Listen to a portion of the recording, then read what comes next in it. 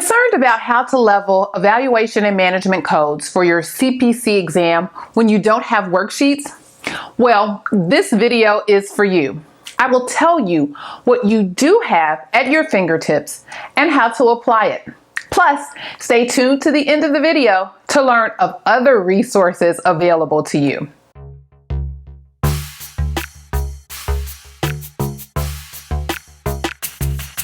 I'm Clarice Warner, the girl with the pearls, the founder and education director of the Professional Reimbursement Network, LLC, where coding education is key. And on this channel, we provide you with information, tips, and strategies on how to become a certified, marketable medical coder. If you are one of my past, current, or even future students, you will hear me talk about your friend in the coding manuals. Your new BFF in the world of medical coding is your guidelines. If you have a professional edition CPT book, then pull it out and let's take a look at your evaluation and management guidelines. First and foremost, you have several pages, and within these pages are valuable information. The first thing that should jump out at you is the decision tree for new or established patients. The decision tree for new or established patients helps you determine whether you need 3 of the 3 key components of the evaluation and management service. Again, this is for a new patient, or if you need 2 of the 3 key components of the evaluation and management service for an established patient. The guidelines provide instructions and general information regarding how to select a level of E&M service. Make sure you also check out category-specific guidance provided right before the codes. The guidelines provide definitions of what is included at each type of the elements of the key components. For example, the history key component is made up of the chief complaint, the history of present illness, the review of systems, and the past, family, and social history elements. For more information on the basics of E&M codes, check out this video. There are 4 types of history. You have problem-focused, expanded problem-focused, detailed, and comprehensive. Our guidelines tell us that for a problem-focused history, you need a chief complaint and a brief history of present illness. For an expanded problem-focused history, you need a chief complaint, a brief history of present illness, and a problem-pertinent review of systems. For a detailed history, you need a chief complaint, extended history of present illness, a problem-pertinent review of systems, extended to include a review of a limited number of additional systems, and pertinent past, family, and social history, which is directly related to the patient's problem.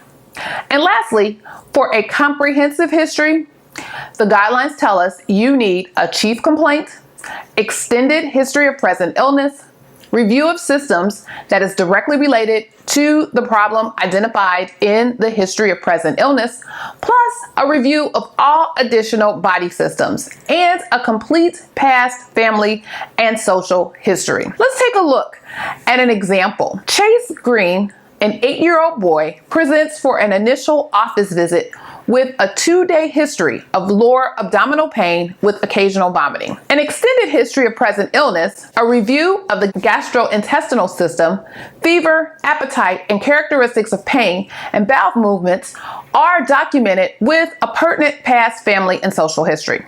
So let's look over the history level definitions to determine the type of history. We know we have a new patient office visit, so this allows us to determine what code we will focus on in the category 99201 through 99205. As a process of elimination, and you know I'm all about eliminating those things quickly, we have a chief complaint and an extended history of present illness that automatically lets us know that we're looking at either a detailed history or a comprehensive history, according to the history type definitions. Another quick elimination tip is to peep the past family and social history. The documentation states that we have a pertinent past family and social history. And pertinent past family and social history is only in the detailed history definition. So hopefully it is clear that we are looking at a detailed history in this particular example. For clarification purposes, I also want to point out that we have a problem pertinent review of systems, which is also included in the detailed history definition. In our scenario, we have that the physician provides a detailed examination and appropriate laboratory studies are ordered and plans for surgical consultation are also initiated to rule out gastroenteritis versus appendicitis. Before we dive into this, let's quickly take a look at the definitions for determining the complexity of medical decision making. As you know, we just completed our series on medical decision making, and if you need more information related to that, or you missed the series, then check out these videos. With medical decision making, we have 3 different areas that are being measured: the number of diagnoses, the amount and or complexity of data reviewed, and the level of risk. Table 1 in your Evaluation and Management Services Guidelines in your CPT book is a very helpful table in determining the type of medical decision making. Remember, there are 4 types of medical decision making: straightforward, low complexity, moderate complexity, and high complexity. You need 2 of the 3 areas to determine your type of medical decision making. On my table, I have listed some additional notations, such as what's included for minimal or limited or low, multiple or moderate, and extensive or high.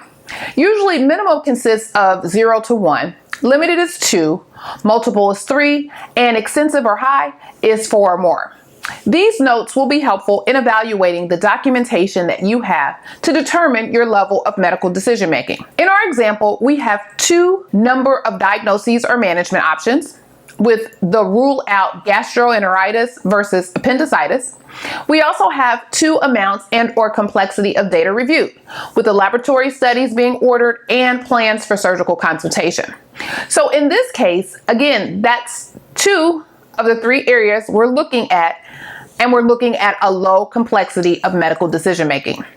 So based on our evaluation of the documentation, we have a detailed history, we're given that there was a detailed exam, and we have determined that a low complexity of medical decision making on a new patient in an office or other outpatient service.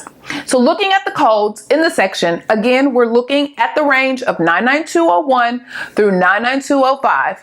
Code 99203 states that it requires these 3 key components. Remember, it's a new patient, and according to our guidelines, the code selection requires 3 key components.